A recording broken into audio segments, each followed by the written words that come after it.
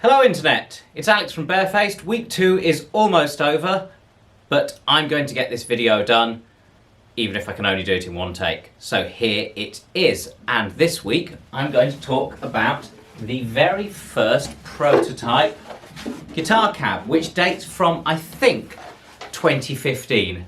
Hopefully the sound on this will be alright. I've got a proper shotgun mic, I can't find it. I found it yesterday, getting organised for this, and between yesterday and today it's vanished. So hopefully the sound will be better next week, but this week, you know, it is what it is. So this is the first prototype guitar cab. It is rather dusty. I've been keeping it for quite a few years with a view to making a video about it. And what is different about it? What is the concept behind what became known as the AVD guitar cab? Well, this all comes back from when I was gigging in my last band, and I got quite frustrated as a bassist with the fact that guitar 2x12s were essentially the wrong way around. In that if you have two speakers, if you put them side by side, you narrow the lateral dispersion, whilst if you put them on top of each other vertically, you maintain the lateral dispersion. Now, this is an issue because if you think of a venue, most people's heads are within quite a small range, but people stand all the way from over there to over there. So you want lots of lateral dispersion. You don't want lots of vertical dispersion. You need enough because when you stand up close, your head's quite high versus it, but then you just have to move around and find the right spot. But if you have lots and lots of vertical dispersion, it ends up bouncing off the ceiling and the floor, and that doesn't sound great. So lots of lateral dispersion, enough vertical dispersion. So that was the issue I was thinking about. The other issue was to do with how guitar cabs, guitar speakers behave at different volume levels. So I had a bunch of ideas on that front, and my other thought was, well, a speaker is a paper cone. In the case of guitar speakers, it's usually some sort of papery, cardy type thing. And that cone has a front and a back. So sound comes off the front of it and sound comes off the back of it. And in an open back guitar speaker, the sound coming off the back of it goes out the back of the cab and bounces around the room. And that's one reason why open backs sound so different to closed back cabs. The downside of that is if you want fatter, chunkier, sort of fuller guitar sounds, the sound coming off the back of it is 180 degrees out of phase with the sound coming off the front of it. So as the speaker goes forwards, it makes compressive sound, and as it goes backwards, it's as it goes forwards, it compresses, and that means the back is rarefying, it's expanding the air, and vice versa.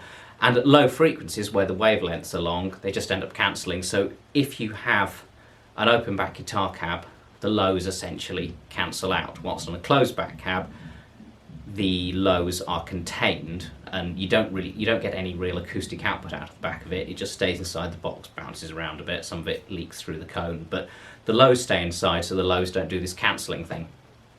So I'd had a few thoughts about that, and my first concept was, what if we combine a guitar speaker and a very high sensitivity bass speaker? So that's what came about with this design. So let me see if I can show you what's going on here. It's rather ghetto and rather dusty, but we've got two halves. This side has the guitar speaker in. This side has the bass speaker in.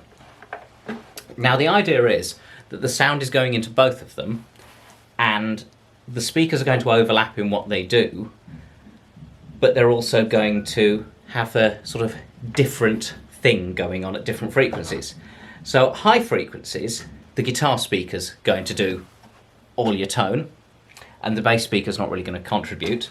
Mid frequencies, they're both going to do your tone, and then at low frequencies, the bass speaker is going to add the weight.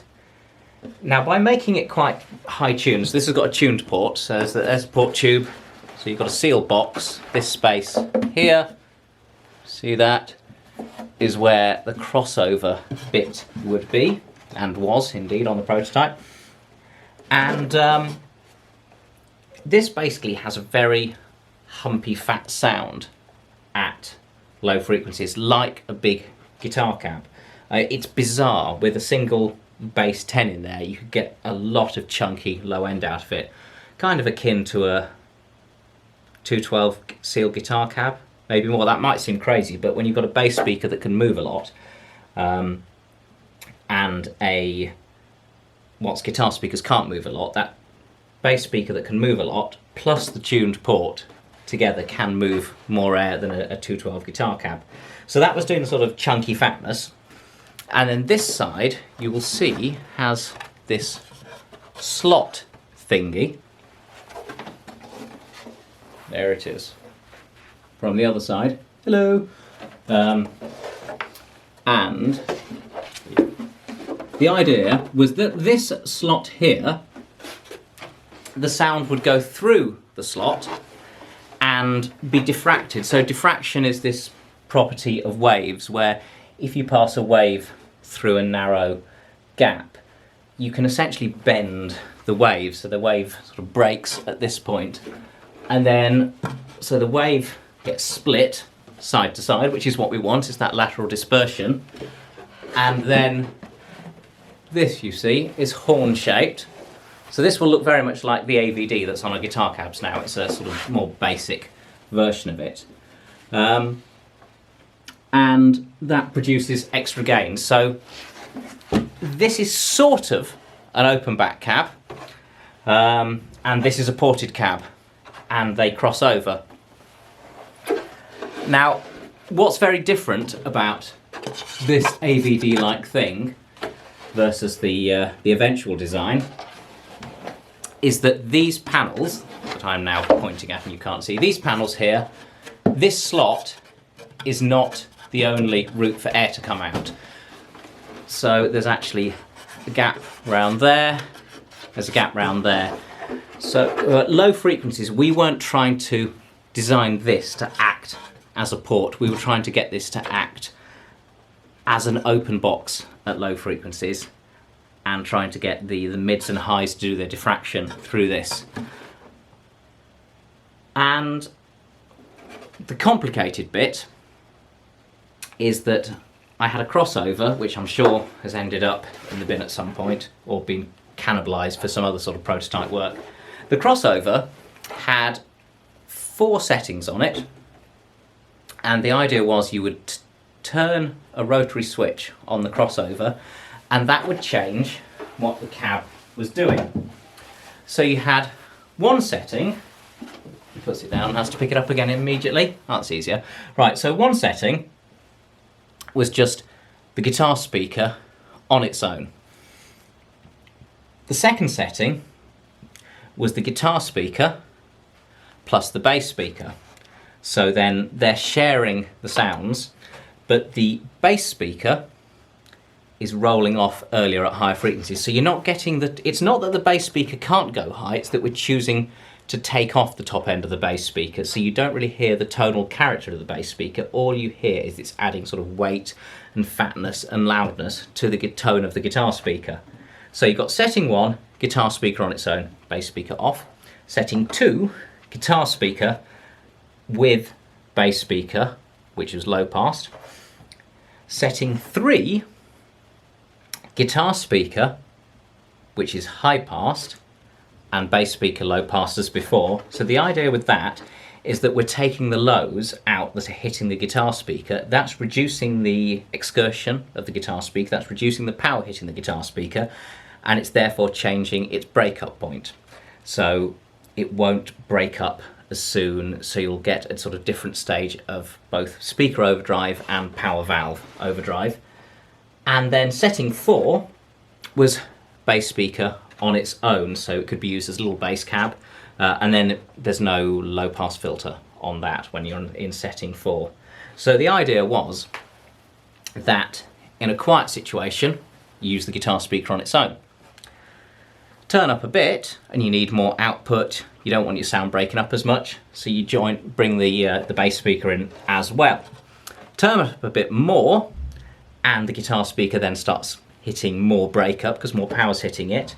So you turn to setting 3 and the guitar speaker then has the lows cut out, so that breaks up less.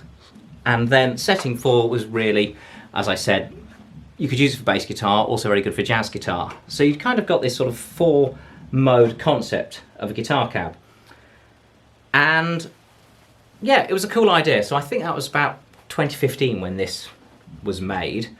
The problem was that guitar speakers and guitar amps are kind of weird and complicated things, and there's really a lot going on in terms of what the strange colorations and interactions is. If you think of the world of hi-fi or nice PA speakers or studio monitors, the world of guitar speakers and guitar amps is at the other end of audio. And what we found was that although it did some cool stuff, it worked rather well at getting sound around a room and, you know, producing, yeah, interesting, cool sounds. But what it didn't do so well was nail the sort of tones that everyone was wanting from a guitar cab. So it sort of went on the back burner.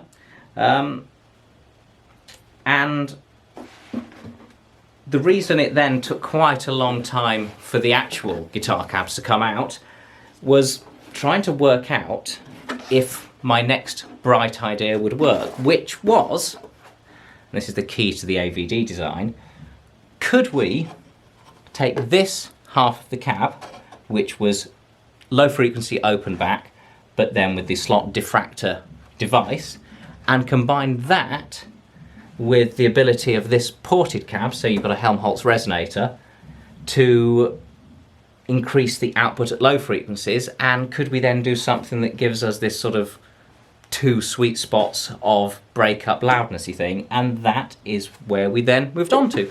So there we are for this week. Hopefully I have made some sense. Hopefully you could hear me, and yeah, comment below.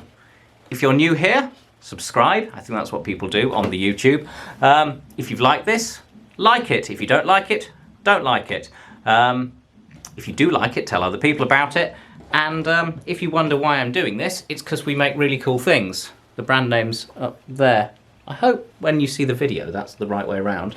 And it's not just my camera, and it is just my camera doing strange things. So I will see you next week with slightly higher production quality, a bit more preparation, and the next video in the series.